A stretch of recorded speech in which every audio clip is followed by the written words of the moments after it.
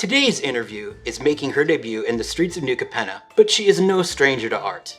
It's in her blood, literally. Her grandparents, Bertrand and Adele Saffron, were both successful artists. Her parents were both museologists and curators. And all this has led to her developing a style that is both fresh and familiar. Her name? Serena Malyon. Her interview? Happening now. I want to thank you for taking the time to talk to me today. Oh, it's an honor. Now, you come from a lineage of artists, right? Mm-hmm. Bernard Saffron was your grandfather, correct? Yeah. Now, you said in an interview that you never really got a chance to know him very well because you were very young when he passed away. That's right. Yeah, he passed away when I was 6. But I'd imagine even still, regardless that the influence, I mean, what is that like growing up under the influence, under the shadow of such a prominent and, hugely successful artist? Was that something that was difficult for you to overcome, or was that advantageous? It was definitely advantageous because I grew up around a lot of his art. And so it was always around the house. My parents always kind of encouraged an interest in art. It always felt like a viable career option for me. So that was, I think, a lot more encouraging than a lot of kids have when they're growing up with the arts. And I also ended up living with my grandmother, Adele Saffron, his wife, and she taught me the basics of like life drawing and stuff when I was like 9, and was always very encouraging to me as well. So it was just a really supportive artistic environment to grow up in. That's nice to hear. I mean, I know that a lot of artists that I've interviewed, a lot of times that there's a push against their, from their parents or, society in general, because it is a very difficult career to get involved in. But you found your own voice. Now, when, like, your style, if you were to describe your style to somebody, how would you do that? Because it's fascinating stuff. Well, these days I'm kind of veering more towards magic realism, but there's a lot of stylization from like the golden age of illustration, a little bit of Art Deco. You can especially see that in this magic set. Oh yeah. And I actually take a lot of inspiration from medieval and Renaissance stylization as well. And then I kind of combine historical reference with contemporary sensibilities as far as maybe color and composition. So it's like this weird mix of old and new. So it's kind of a weird style, but people seem to enjoy it. I mean, I don't know if weird. I mean, weird is to me, it's a good thing. It's something that makes it stand out from the crowd.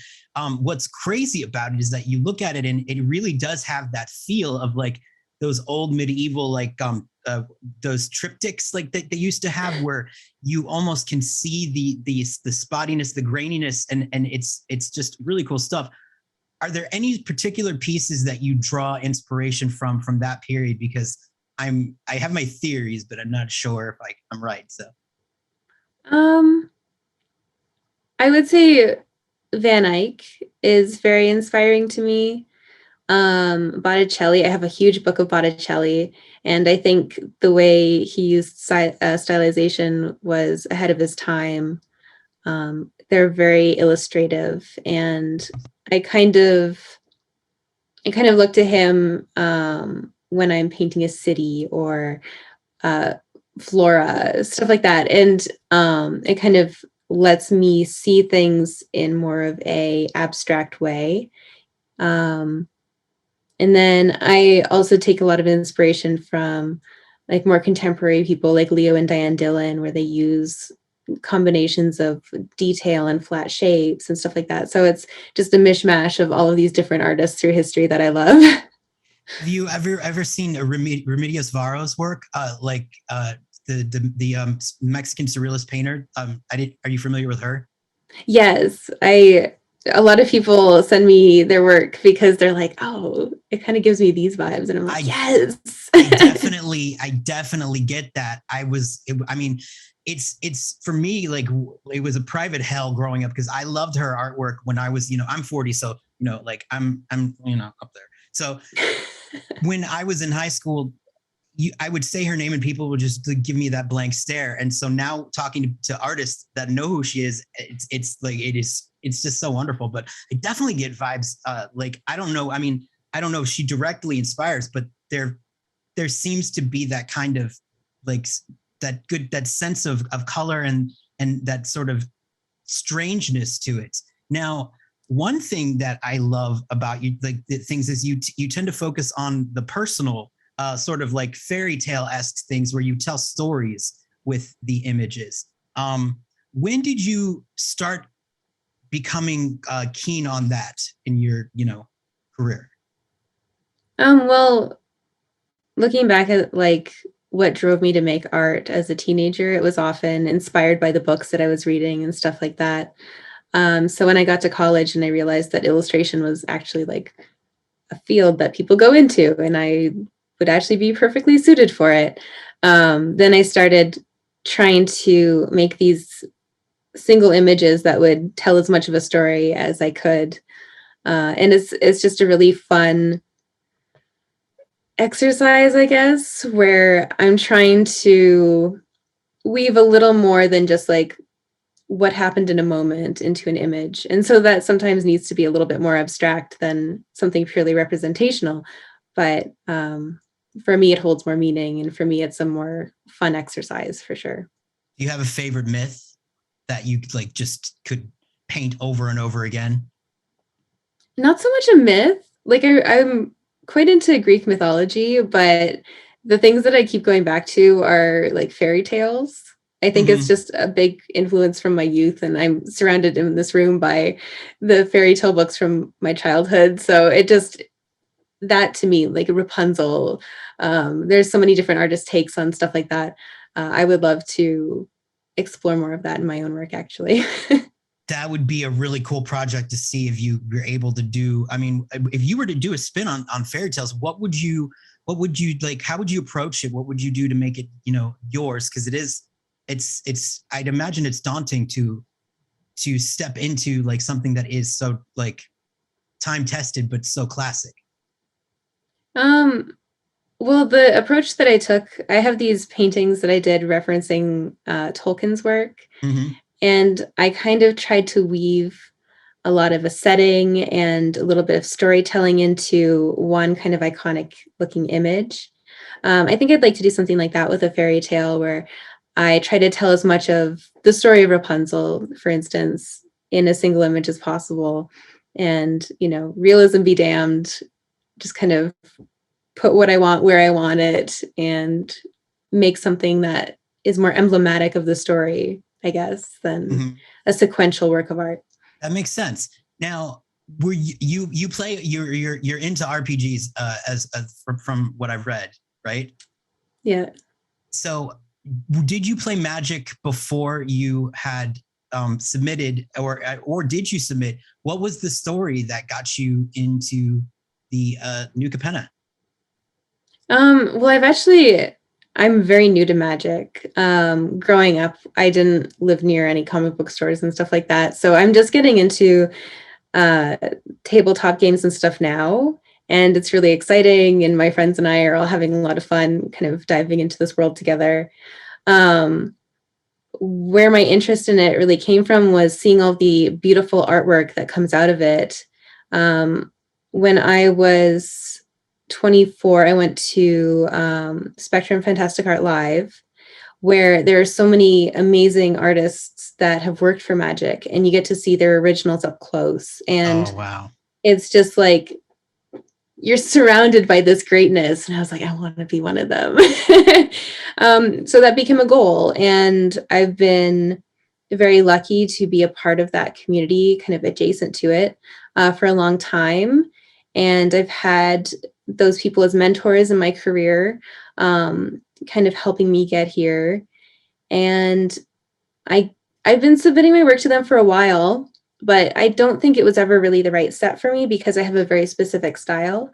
But I think New Capenna was just the perfect kind of Art Deco style that my work would kind of fit in, especially for these variant cards, which they're not, they're not the usual style of Right. art for magic. So I think it was easier for them to take the risk on me for something like this. So I'm really, really proud to be here and proud to get to kind of make my way into the community this way. You should be proud because I mean I say this to all the new artists. I'm like the moment where you realize that like you are a contemporary with all of these amazing people now, is it a strange thing? I mean, you're very accomplished, but like from what I understand, magic is sort of like one of the high goals of fantasy art. And so now you're amongst like all these people that were your mentors are now your contemporaries. Is that a strange thing? It's very strange and it's new. For instance, like my piece, Ligrella the Magpie, the actual card for it, not the variant card, but the normal card for it is done by Donato, who is like one of the greats, right? Yes, And yes. he's so prolific that even my parents know who he is, you know, and they're fans of his. And so to get to make the variant for that same card, it was just like, me? And like, That's really? awesome. Yeah, Yeah, it was amazing. he's a ninja. When I interviewed him, I kid you not, he was painting while he did the interview. And he did not like, he didn't miss a beat. Like, it wasn't like he was phoning it in. He was just like, he could like just divide his brain and equal place stuff. I was like, wow, I wish I could do that. But to bring it back though, I mean, you do have like like an Art Deco sensibility to it, but then there's like for instance the Flyaway. I think that Mhm. piece, and now it's not magic, but I think it might be my personal favorite of all the ones that Really? you've done. Thank you. Um, and it has to me a very I don't know if you're not familiar with magic, but it has a Phyrexian kind of feel to it. It has a Mhm. sort of the dark horror element of it. And I Yeah. found it interesting that you considered that to be divisive. And then I wondered like what gave you the courage to finally make a statement that you worried about, you know, people sort of, I guess, charging you with a political stance on something. Yeah, so that piece, it's in reference to I'm from Alberta in Canada, and it's in reference to the oil sands, and it's about kind of the natural destruction of the landscape that I live in.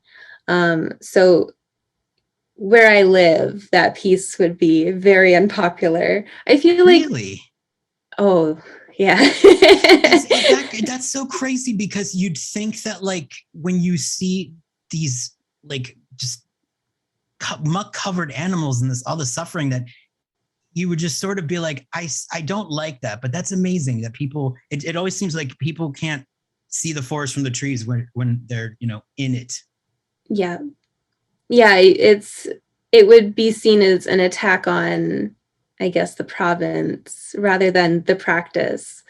Um, but I've always felt very strongly about connecting my art with my personal feelings. So for me, this was like, it was a really important piece to do. And it was very cathartic. Mhm. And I didn't want it to be too graphic, but I did want to take the step to make it uncomfortable for some people to look at, perhaps more grotesque than my usual work. I remember I was painting it while I was staying with my parents one Christmas, and they were like, "Serena, are you okay?" I was like, "Yes, this is helping, You're like, actually." they're like, you're painting this at Christmas. Anything you want to talk about? But you know, I get it. But it's like, but it is. There's such a rage to it, and it's almost like it has because of the. It's unfortunate that, you know, nature can't attack back the way it you know, you make it as sort of like it's an angry thing that's coming back and taking revenge on the pollution that has been done to it. It Mhm. had to have been cathartic to paint that. Yeah. Yeah, I try to, even though my style is very whimsical and through the lens of fantasy, I try to put a little bit of my worldview here and there, not in like a preachy way, but just kind of, it just informs my concepts and it makes me connect a lot deeper with my own work. So, yeah, it's very important to me to maybe go a little bit more serious with some of those works. And yeah, I was really proud of that one. So I was really glad to hear that you really connected with it. Oh, I loved it. I mean, I'm a big fan of darkness. I'm a big fan of like, and all of you're great artists. You guys can do the whimsical, you can do that, but there's always that sort of that underlining darkness that I always love to see come out. And I also saw that, you know, we have to talk about Florence and the Machine, by the way. How recently did you get into her music? Because that painting's fantastic. You nailed the song. I mean, Thank you. when did you get into Florence? Because I could talk about her for days. Oh, I was the fan of her from probably Rabbit Heart, Dog Days Are Over. I forget what year that would be, like 2011 or something. 2017. Yeah, no, 2011. Yeah, it was like 2011. God, I mean, what the? It was a while ago. I know, right? Have you seen her My live? art school days. No, never. But I've seen video, and a lot of the video I scrolled through trying to find the perfect frames to use for that painting, and it's just so free, and she's such a performer. Oh my God! When I saw her live in Orlando, and she's like, I think she used to be a ballerina, because the way that she moves, she was bounding around the stadium like she weighs, you know, like 2.5 pounds. So she's like sort of just like floating, and she literally jumps like a little like fawn on top of the giant sound system, and finishes the song like, you know, this incredible like Florence note. And it was just like, oh my God, like she literally just like a gazelle just kind of jumped up on it. I mean, if you do get a chance, you got to see her live. I mean, like it's worth it. Like if you got to like spend the money, I'd say definitely do it. Oh yeah, she's one of the performers that I would want to see most. And her music is so passionate, and it creates this like spark inside me. So that piece, like, it kind of came about after like 2020 and stuff, and it was a hard year for everyone, I think. Yeah, and it sucked all over. yeah, so this was my cathartic music, and I just like, every time I listened to it, I just wanted to dance. So I tried to create like a dance on paper with this particular piece. And yeah, she's really dancing with herself in it too, which I love. That's very Florence. It's very, very her. I love that Shake It Off is literally about a hangover. Like, yes. I mean, you'd think, you hear it and you're like, wow, this has got to be about like God or nature. And it's like, no, it's just, that's how dramatic and beautiful she makes singing about a hangover is. I mean, she's great. Yeah. Now, with like some of your pieces, like, now, would you say, like, do you use anything to get in the mood to paint? Is there anything that you like do as a ritual to sort of get into that space? If it's personal work, then it's collecting various inspiring references and things. But usually it's just kind of sitting down and starting and just seeing what happens. I just have a lot of fun with the actual process itself. And, you know, the stuff that's a little bit more dry when you're talking about illustration, you just got to sit down and do it. So if I'm looking at really inspiring stuff, then I'm like, well, I don't want to paint this lamppost or whatever it is. So you just got to sit down and do it. And then yeah, when it's personal stuff, then I do a lot of like walking with music like Florence and the Machine and stuff, and I come up with the concept that I'm looking for. I also come up with a lot of concepts while I'm like exercising and stuff. It just kind of percolates nicely. Yeah, you get that serotonin flush, and then it's like, it bursts into your psyche.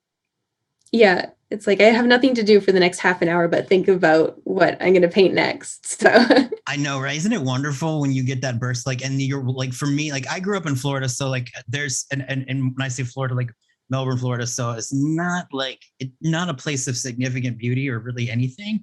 It's just sort of like American Beauty, but with surfers, right? So, so basically pretty dull. So the only thing that I had was exercising. And then when you get that burst of serotonin, you're like, oh, that is the most beautiful tree I've ever seen. Like, yeah, it's clearly not the most beautiful tree, but you feel it, you know, you feel yeah, it. just your whole body is like, yes, look at that tree.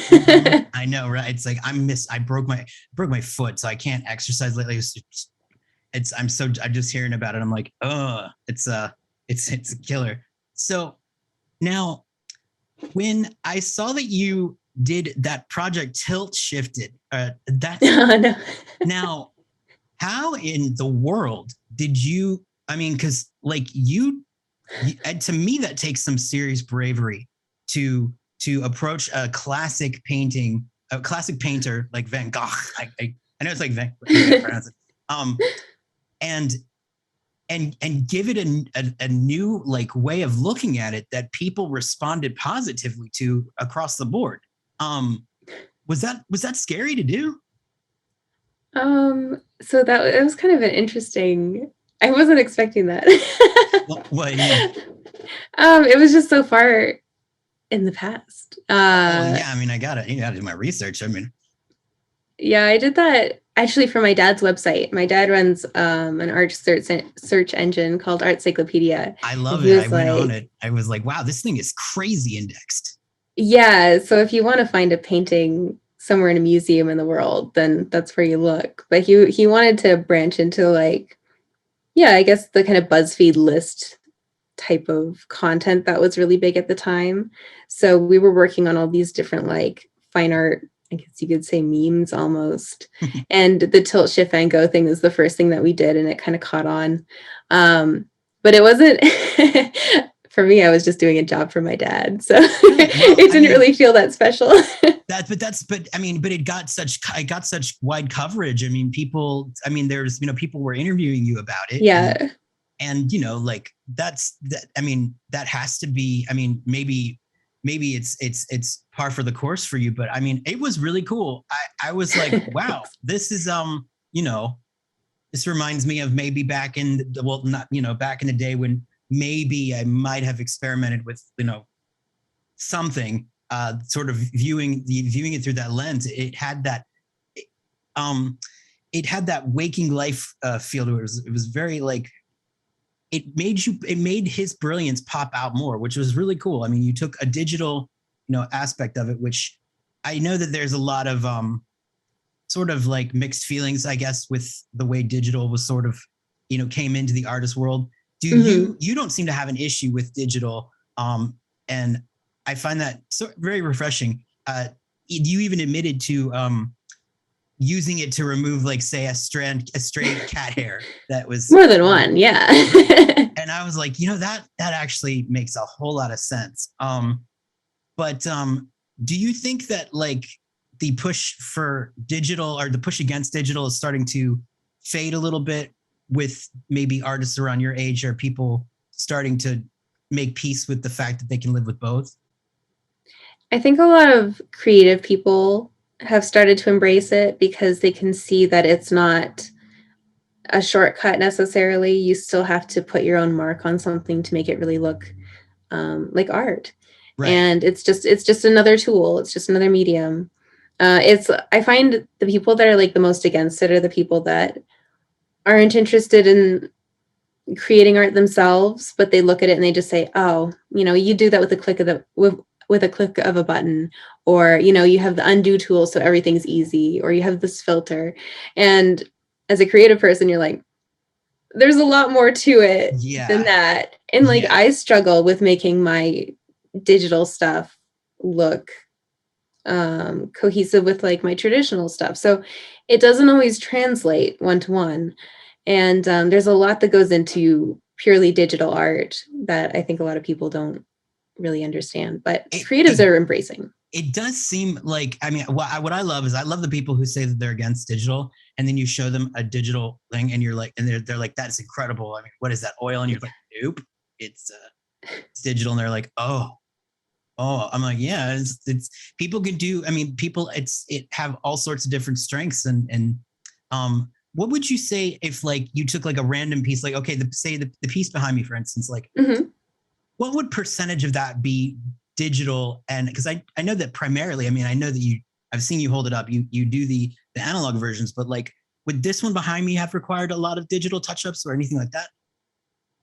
This one, It required a little bit because I ended up making the rays behind the angel more fully digital, just to be transparent rather than just thin lines. So there was a little bit of painting over. And there's always going to be, when you scan something in, you have to balance things again. So I always take that opportunity to really refine the values as much as I can and make sure that, okay, this figure is popping out enough, this figure is disappearing enough. So I would say this piece was like maybe 5% or less digital, but that little bit at the end is really important for me to make it feel like print ready. Mm-hmm. I love that what you put on your, I think it was on your Twitter. You wrote the angels in the details, and I was like, that's clever. That's good. That's a movie tagline right there. Is what like you could pitch that. You could pitch that on a poster, or like just a movie about angels, and you could sell it on that one line. Do you do any writing as well? I've kind of got the sense that you might have like a hidden writer side to yourself.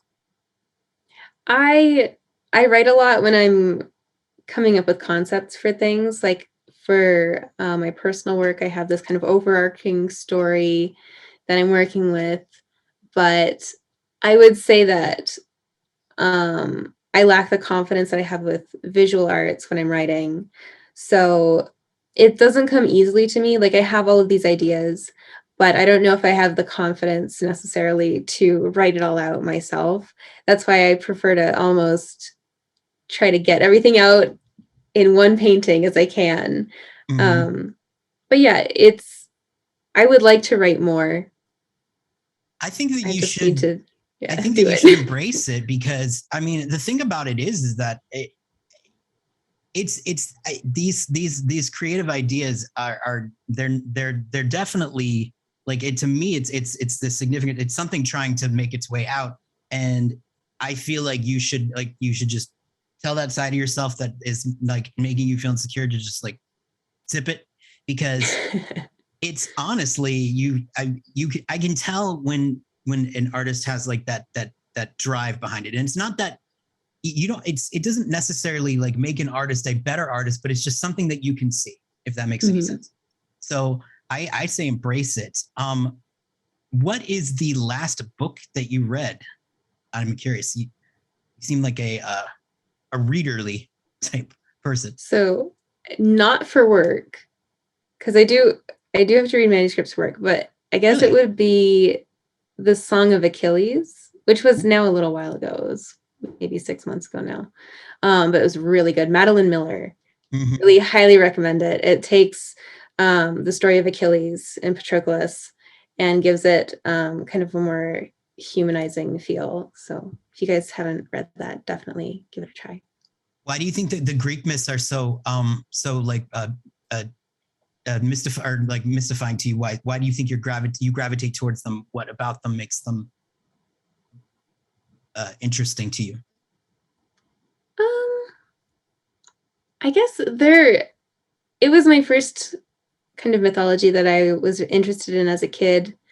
And then I got into like Egyptology and stuff like that. And that's cool.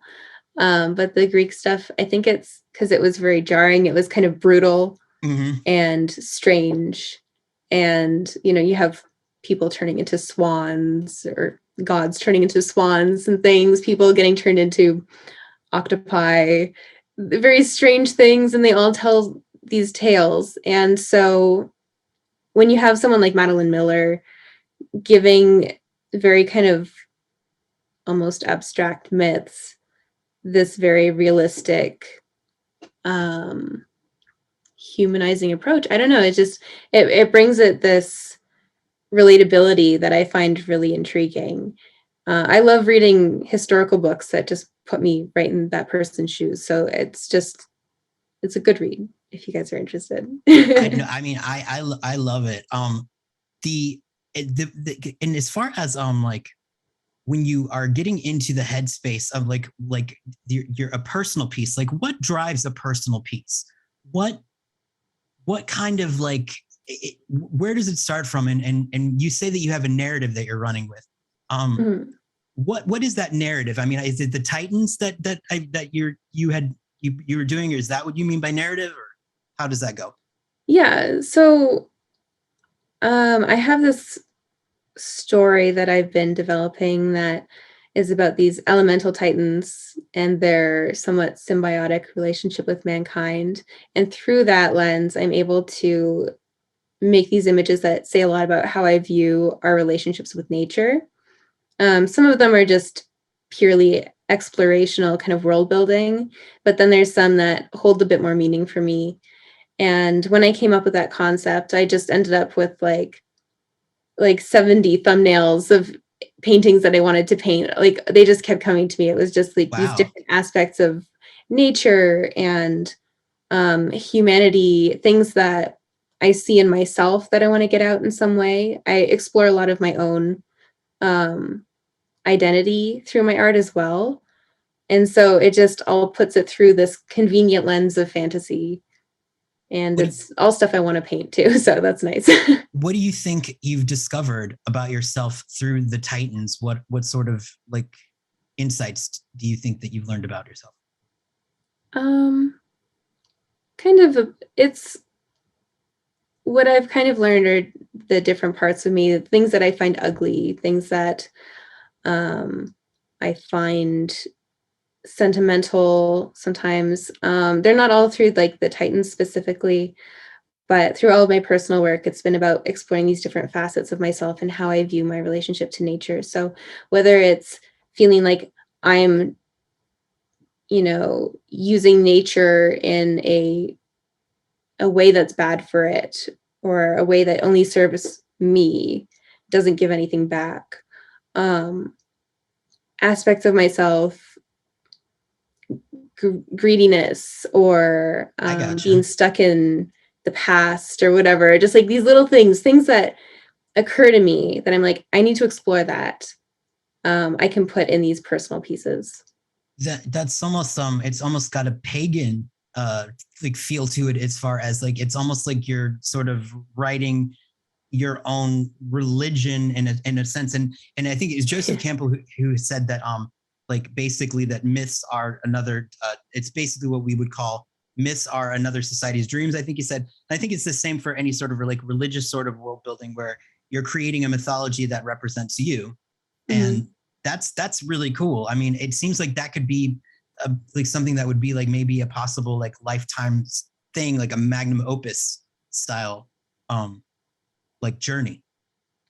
Yeah, it's really interesting, and I would love to do something like that because I feel like it's constantly evolving as well because it changes depending on like what parts of me I'm concerned with, or that I'd like to explore more, or just my take on the world and my place in it. So I feel like that's always going to be moving and shifting in some way.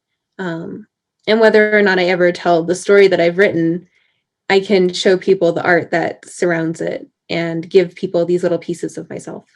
Are you writing a story along with it? Is that it's sort of like, is it kind of going like piece by piece? Yeah, so I initially wanted it to be something of a graphic novel, Hmm. but my style is very time consuming and I don't know if that's necessarily the direction I want to go with it. So I might do something with an art book, maybe with like some blurbs of text. I'm not sure. But for now, I'm happy to just keep exploring the artistic side of it while I have the chance. It's just something nice I can do between commissions. Do you watch Attack? Did you watch the Attack on Titans? Like, I know that's like totally out left field, but I was just thinking about Titans. I was like, wonder if you dig that show. Like, that's I a haven't seen it, but really. I've heard plenty about it, and certainly the imagery is very striking. I feel like it would be. I think you should just see it. Just, I mean, it's jarring. I don't know. Can you do okay with horror, like, or does it like affect you uh like heavily? Both. Like, I think I could handle it, but yeah, it would probably still make an impact on me. What would you say the scariest movie you've ever seen is? I don't know if that like I've seen plenty of horror. I would say mine personally is like Alien, but that's just because I'm terrified of the xenomorph, so whatever. I mean, I love that movie, and one of the greatest things that I've heard about it was that the reason why it works so well is because essentially all it is is it is a haunted house movie that's done in outer space. And instead of ghosts, you have aliens. And it's like, but it still taps into that very like primal, like terrifying thing of like, there's something in the house or the ship. Yeah. And also the face huggers. I mean, those things are truly, I mean, I break it down over and over again, but I mean, H.R. Geiger managed to make a combination of a spider and a vagina. And also it can jump, and then it has a tube that impregnates. So it's a vagina jumping spider that can rape. Yeah. There's literally like, every time I see it, I'm like, ugh. It's just with acid blood. Right. So. I mean, if there's like if that wasn't bad enough, I'm like, good Lord. I mean, it's so awful. I mean, even the way that it like massages, like the way it massages the throat to like let the thing inside, it's like, oh my God, he really he knocked it out of the park with that one. It's truly one of the most horrifying things that I think has ever been created in, I mean, I hope there's not a world with that in it. Geiger, are you okay? I would be like, no, can't do it. But I love that movie. That's a great movie. My mom saw it with my dad and my uncle, but she was pregnant with me, and she fell asleep, and like my dad and my uncle were like holding each other during the movie. So yeah, so that's a little diatribe about me. I do want to say I loved the paintings you did for What We Do in the Shadows. Oh, thank you. Such a good show, right? Oh, I love it. I think it's crazy because the show is just as good as the movie. Yeah. It's like they both are able to like hold a space of being equally awesome. You don't see that too often. No. Like I think the only other, I think maybe I haven't seen, I can't think of one that's been like just continuously excellent. I mean, it's showing no signs of slowing down. Do you ever think like maybe you could like find out who is, like get it to the right person and have those paintings sent to the show? And I don't know, maybe they pop them into the intro, you're dead now, this world. Because I could see them like coming up, you know what I mean? Like they do those sort of painting montages.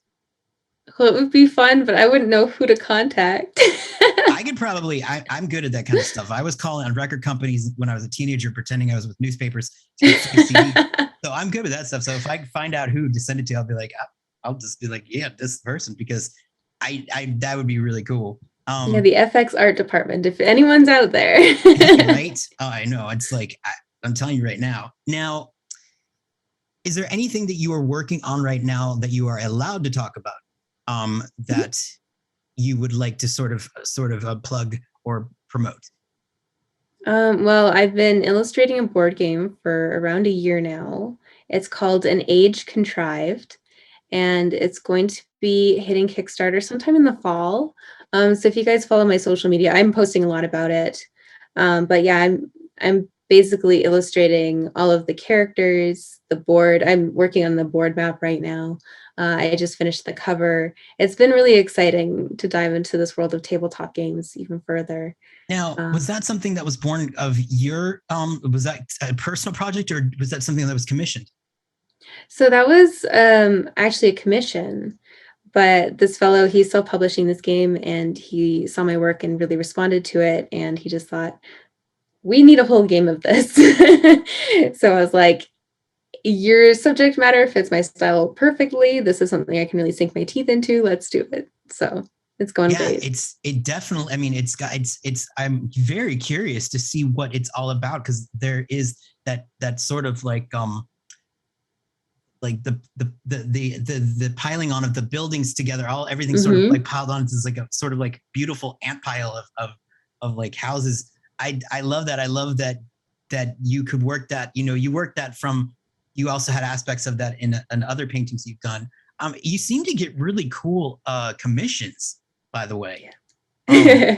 What was the one you did? I'm terrible with math, and I'm gonna fuck up. But somebody had you do, what was it? It was it was some sort of like fancy math thing that you did as like a you did it as sort of like a medieval kind of like names of things that were connected. I'm blanking on what type of math? It's probability. I forget what it's called. It's some specific mathematical chart to determine probability. But yeah, so this guy contacted me, and his partner was graduating from this program where she was an engineer of some kind, and this particular, I guess it was just like a whole map of math. I don't know what it was. Something about probability. Anyway, she thought it was the most beautiful thing because it was describing how everything in the world interacts, and he just couldn't see it that way. So he took what she found so beautiful, and then he decided to make it a work of art.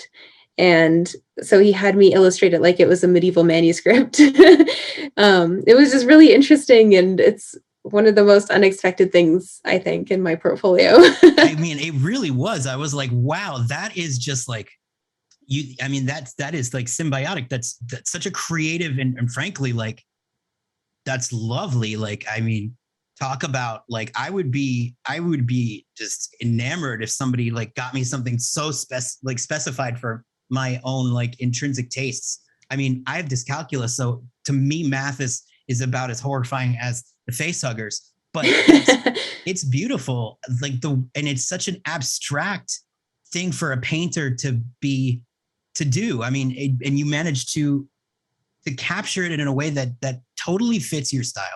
Thank you. It's super inspired. I mean, like, my hat's off to you, because that's not easy. I mean, how do you make math like pretty? Yeah. Well, I honestly think the hardest thing for me was making sure I didn't forget anything, because she would know, but I wouldn't. You know? Right? You're like do like fact check, like just making sure. Yes, exactly. My like, before I let you go, I will ask you if you could own any painting, by just in the history, and you could afford it and get it for yourself. What painting would you get? What is the one that you just want? I was going through all of this like stuff through art history, and actually I think it would probably be, there's a painting by Leo and Diane Dillon that appeared on the book cover for Sabriel by Garth Nix. And it's it's basically the painting that made me become an illustrator. Really? Yeah, I would look at this book cover and be like, how did they do that? Like, they so perfectly portrayed this character, and I can't figure out how they even painted this thing.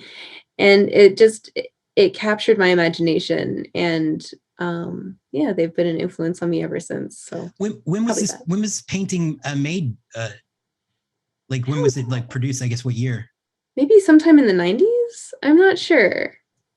I wonder if have you ever like thought about like talking to them, like maybe doing like an interview with them and sort of asking them, because it's fascinating that you, as skilled as you are, it's always impressive to see other artists mystified by other artists, where that magic is still there. Like, you can't figure out how they did it. And that's a really kind of, that blows me out. It's like, it's so cool.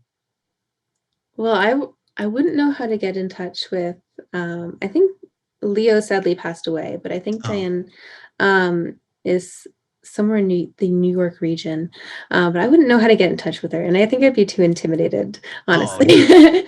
I mean, no. I mean, like, you gotta do that. I mean, like, I'm telling you right now, because like, you gotta talk to your heroes. It's good. And while I'm at it, you should talk to Florence. Yeah, I'd love to. Can you put me in touch? You know what? I'll have my people call her people. Okay. Yeah. I mean, we're very close. She doesn't know it yet, but we're very close. Like, she'll know eventually, but not. Of course. That is pretty much all I have for you today. I thank you so much for taking the time to talk to me. And is there anything that you'd like to throw out there before I let you go? Any last words of wisdom, or any nuggets of truth? Which I don't know why I just said that's a strange thing to think. I guess the thing that I always say when I'm telling other people about my process is just like, make a mess and then you can clean it up after. Like, don't be afraid to fuck it up, because you can always take the time afterwards to tighten up the screws a little bit. Right. So that's what I do. I trust the process, and I know that I'll be able to get where I'm going if I just give it enough time and patience. And that's kind of been what I've done in my career as well, is just kind of like thrown myself at it and then tried to figure out how I can tighten those screws. So yeah, just in art and in life, have some fun, and you can worry about the rest later. Selena is great, and I have to confess, the Patreon bonus footage chat we had together is a laugh riot, which, in my opinion, ties with Riot Poof as the best kind of riot there is.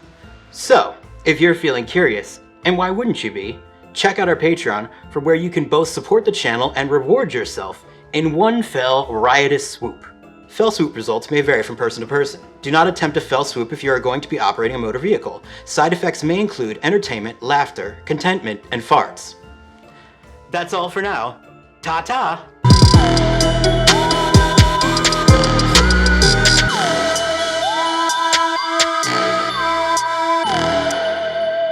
Bye-bye!